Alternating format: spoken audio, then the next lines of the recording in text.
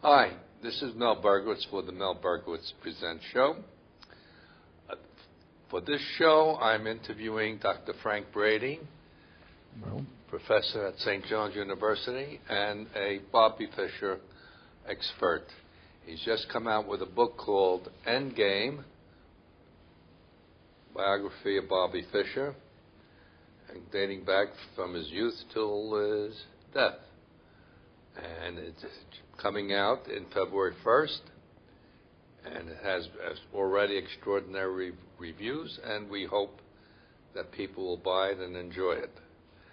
Now, can you tell us your history with Bobby Fischer? Sure, Mel. I first saw Bobby when he was a child, and I was a teenager, and we played in a tournament together on the Upper West Side of Manhattan.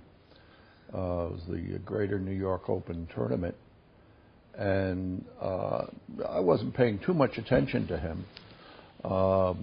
But in between rounds, where what happens at a chess tournament is that even though you've finished your official game, people continue to play, and they play what's called skittles, just fast games and casual games.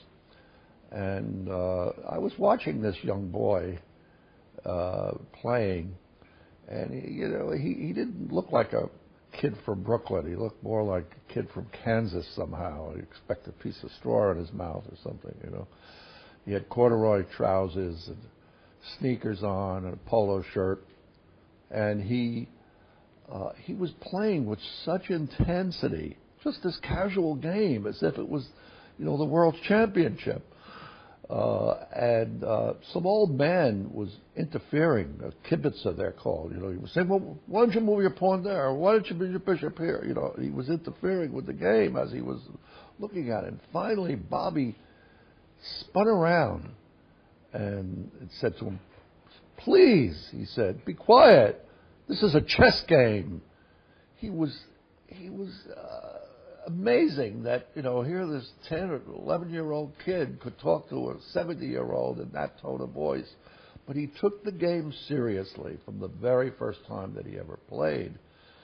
If he lost, he often would cry. Real tears. And every game meant something to him.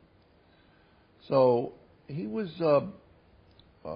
brought up, actually he was born in Chicago to a homeless mother, Regina Fischer. She didn't have a home, and they had to live in a hospice at the beginning. And he, when they moved finally to Manhattan, she was a highly educated woman, but she just fell on hard times.